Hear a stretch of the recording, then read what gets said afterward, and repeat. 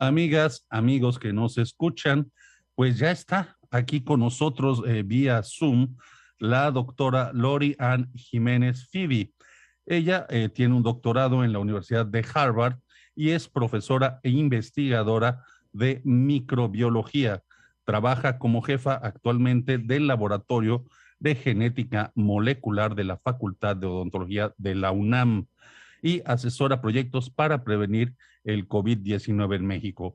Ella, pues la vamos a ubicar rápidamente porque a raíz de su artículo, El fiasco del siglo, esto publicado en el periódico Reforma, pues se volvió, ella es una de las referentes expertas que han trabajado para exponer pues unos datos muy precisos y que contrastan sobre la crisis sanitaria, que contrastan con los de las autoridades. Está ella exponiendo una verdad que no suena muy fuerte en algunas ocasiones.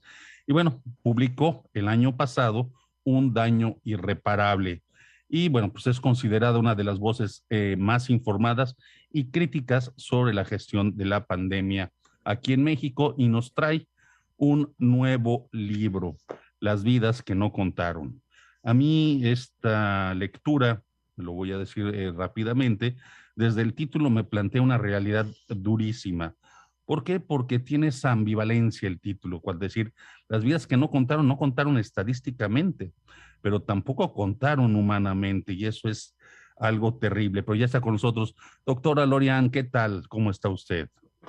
¿Qué tal? ¿Qué tal? Un saludo. Muchas gracias por la invitación. Muy contenta aquí de estar con ustedes. Pues mire, yo primero que nada quisiera empezar, digamos que por la parte heroica de lo que ha sido esto de la pandemia, ¿no? Y esta parte heroica yo se la adjudico mucho a la ciencia. Yo soy un ferviente creedor en la ciencia, ¿no? Mi fe está puesta en la ciencia. Y desde que empezó esta cuestión allá en Wuhan, China, 2019, pues hemos visto una comunidad científica activa, interesada y cooperativa sobre todo. El hecho de trazar el genoma en apenas unas semanas y después lanzarse a la carrera con la vacuna. Yo aquí voy a hacerle una pregunta doble, una pregunta por partida doble. ¿Cómo se dio esta cooperación internacional científica, pero también cómo interfirió con el trabajo de los científicos la visión política, y particularmente en el caso de México? Pues ahí se lo pongo yo. ¿Qué nos dice usted? Bueno, aquí hay dos cosas que han sido muy interesantes, de hecho. Una es ver que finalmente, a consecuencia de la pandemia, de alguna forma, se ha hecho un poco de lado la situación individualista de muchos laboratorios de investigación, grandes científicos, incluso las farmacéuticas, para hacer más bien cooperación dentro de la investigación y la ciencia relacionada con COVID-19 y con el virus, ¿no?, que causa la enfermedad. Ha sido algo increíble ver el ritmo tan vertiginoso en el cual se ha acumulado información científica de valor. Creo que hacia atrás vamos a ver esta época como una de las épocas en donde se generó mayor cantidad de información científica. Ahora, pues sí, hay algunas cosas que no sirven, ¿no? O sea, de ciencia superficial o cuestiones, pero realmente ha habido mucha ciencia de gran calidad y de inmenso valor que nos ha permitido no solo identificar el microorganismo que causaba la enfermedad, desde luego que era el primer paso, ¿no?, saber qué la causaba, pero además tener este virus nuevo, una enfermedad completamente nueva, e ir evolucionando, ver la evolución en el conocimiento en los últimos 2 años ha sido algo realmente extraordinario. Creo que conocemos más sobre el virus SARS-CoV-2 y sobre COVID-19 que sobre muchas enfermedades que habían sido estudiadas desde hace décadas, ¿no?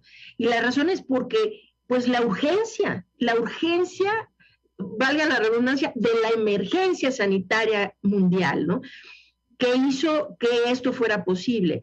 Y a mí me parece realmente algo que tiene que ser documentado para la posteridad. El boom científico que se dio durante la pandemia se sigue dando, ¿no?, que se sigue dando, y que además va a sentar las bases para diferentes plataformas hacia el futuro.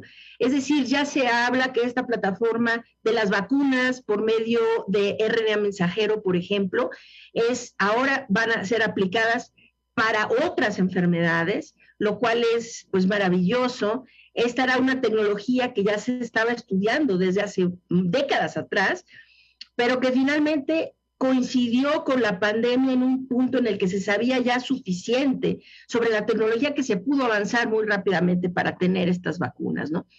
Entonces, pues hay dos partes. Uno, la parte muy positiva, porque finalmente lo que ha venido de alguna manera a rescatar, si algo se puede rescatar de esta gigantesca tragedia que hemos vivido en el mundo por la pandemia, es esto, el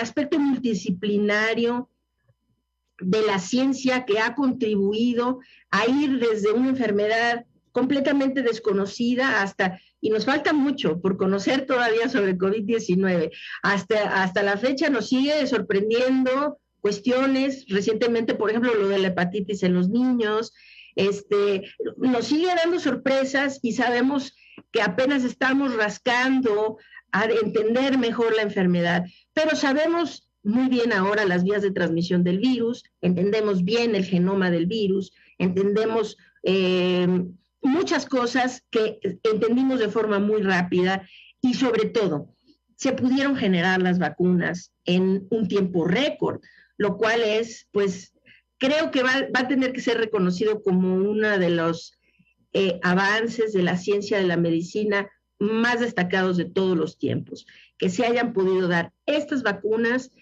efectivas, seguras, en un tiempo tan corto, y esta vacunación masiva que se ha dado a nivel casi mundial, ¿no? África se ha quedado un poco sin este privilegio de las vacunas, ¿verdad? Pero se ha dado de una forma tan rápida. Esto creo que va a tener que pasar a la historia como uno de las aportaciones médico-científicas más relevantes de todos los tiempos, sin duda. Y ahora, este gran logro, y es la otra parte de la pregunta, el tropezón con la política, que es parte de lo que trata Las vidas que no contaron, porque yo repaso sus páginas y veo hierro tras hierro tras hierro en la estrategia de vacunación, en la información. Hay un capítulo que a mí me llamó muchísimo la atención, mentiras y desinformación desde los micrófonos oficiales, y lo documenta puntualmente. Y esto me lleva también a pensar yo, ¿cuántos mitos hay ya en torno al COVID-19 y qué mitos nos han impuesto, vamos, como sociedad, que hemos tenido que vivir con esto? Si hay buena vacunación, si no hay buena vacunación, porque los grupos, o sea, ¿qué descubrimos en este libro que usted escribió? Bueno, esa es la otra parte. Esta ha sido la parte negativa de la que espero que textos como los dos libros que he escrito y otros textos de personas que también han estado documentando esto. Está el doctor Peter Hotez de la universidad, que él es encargado del centro de vacunas en la Universidad de Texas. Él está ¿es Houston? Sí, Houston. En Houston, Texas. Él ahora está por terminar un libro hablando justamente de esto, del daño que ha hecho la anticiencia, la política, la desinformación en una coyuntura realmente tan dramática como ha sido la pandemia. Yo, en Un daño irreparable, que fue el primer libro, ahí empecé a hacer comentarios al respecto, porque creo que en la balanza tuvimos esta parte muy buena del avance vertiginoso del conocimiento científico. Esto nos ha ido poniendo en mejor situación, y parece que ha sido la política la que ha venido jalando ese avance y no ha permitido que realmente se utilice, se explote de la forma más positiva como pudo haberse hecho. Actualmente sabemos, los países que realmente han tenido una pérdida de vidas muy baja durante la pandemia son países que y hay en diferentes partes. Muchos sí son países del sur, del sureste asiático, ¿no? Pero también países en Oceanía y países con otro tipo de cultura, también de Asia, pero con otro tipo de cultura distinta, vamos a decir, a la mentalidad de los sudcoreanos o de los japoneses, ¿no? Pero otras regiones, a ver, el común denominador que tienen estos países que realmente han logrado salvar muchas vidas durante la pandemia, ha sido que sus estrategias han estado guiadas por la ciencia, claro, y no por la política. Claro. Es decir, y estas han ido evolucionando conforme el conocimiento fue evolucionando.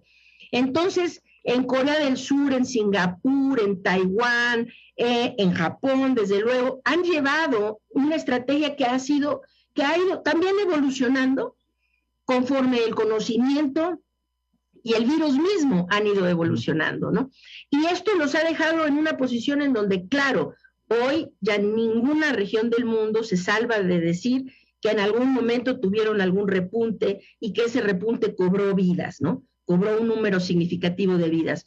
Pero hay niveles, ¿no? Sí, completamente. Es decir, sí, hay niveles. Nosotros pues estamos en una situación en donde encabezamos las listas de todos los peores indicadores, ¿no? Y ahí están todos. Nuestros niveles. Sí, nuestros niveles están en otro nivel, ¿no? Pero aquí el punto, y sí se me hace muy interesante que esto, ojalá que deje algún aprendizaje. Los países en donde en realidad la pandemia se ha ido manejando al son de las conveniencias políticas o del manejo, vamos a decir, demagógico, electoral, etcétera, de los políticos, vamos a decir, se hizo a un lado la ciencia. Donald Trump en Estados Unidos hizo completamente a un lado la ciencia. Boris Johnson hizo a un lado la ciencia. Bolsonaro, López Obrador, y también otros que parecía que eran, pues, si se puede decir más, no sé, muchos países europeos como Suecia, por ejemplo, ¿no? Que un país, pues sí, se supone muy evolucionado, muy avanzado, qué sé yo, pero no, también ellos fueron anticientíficos. Y de hecho, en muchas partes de Europa, curiosamente, no han sido los países más pobres necesariamente los que han manejado peor la pandemia. Han sido, de hecho, los países que han priorizado sobre la política, que ha priorizado el impacto político sobre el impacto a la salud, a las vidas. Y esto es realmente algo muy lastimoso, que no debió haber sucedido. Debimos haber tenido, aquí de hecho en México, al inicio de la pandemia parecía que nos iba a ir muy, muy bien. Es decir, habíamos tenido tiempo para prepararnos, ya teníamos aprendizaje, que era un privilegio inmenso en ese momento, al inicio de la pandemia, aprendizaje que no tuvieron los europeos, los azotó sin tener ningún conocimiento de la enfermedad, de su transmisión, de cómo se controlaba, es decir, sin tener nada. Nosotros ya teníamos las experiencias en Asia, las experiencias europeas, las experiencias norteamericanas. Teníamos eso, tuvimos tiempo, y nos pusieron a un representante del control de la pandemia, el subsecretario de Salud, López-Gatell, que, pues bueno, muy capacitado, muy preparado, parecía, pues, ideal para llevar a esta situación. Cuando este hombre priorizó el asunto político sobre la ciencia y los asuntos puramente epidemiológicos, sanitarios y científicos, ahí es donde México se fue para abajo. Entonces, y es el caso de todos los países que han perdido que han tenido una pérdida de vidas, así como nosotros, catastrófica. Este ha sido el común denominador. Y sí, se nos está acabando el tiempo, pero yo no quiero dejar de citar una parte que tenemos aquí, una frase en la página 235, y lo dice claramente, si el discurso oficial hubiera tenido más la intención de cuidar las vidas que la imagen de los políticos a cargo de la gestión de la pandemia, quizá la historia no se contaría de una forma tan trágica. Y esto es lo que nos ofrece con un análisis muy puntual, muy certero, la doctora Lori Ann, aquí en su libro Las vidas que nos contaron. Doctora, algo rápidamente, nada más para cerrar esta interesantísima conversación, y esto es lo malo de la radio, ¿no? En los tiempos. Sí. Pero yo sí le quiero preguntar, y lo dice al final del capítulo, ¿la pandemia ha terminado o qué debemos de esperar? ¿Cómo debemos de esperar lo que sigue en los próximos episodios de esto? Esto es el punto urgente del que se tiene que hablar. La pandemia no ha terminado. Ahora tenemos, el virus siguió evolucionando y sigue evolucionando de forma muy rápida.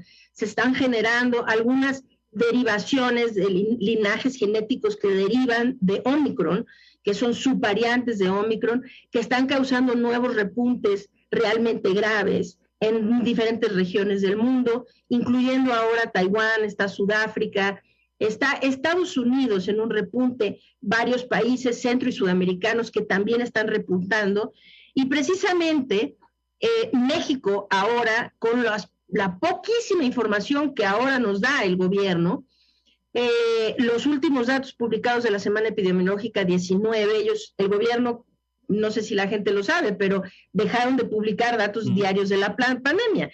Y ahora supuestamente hacen una publicación semanal.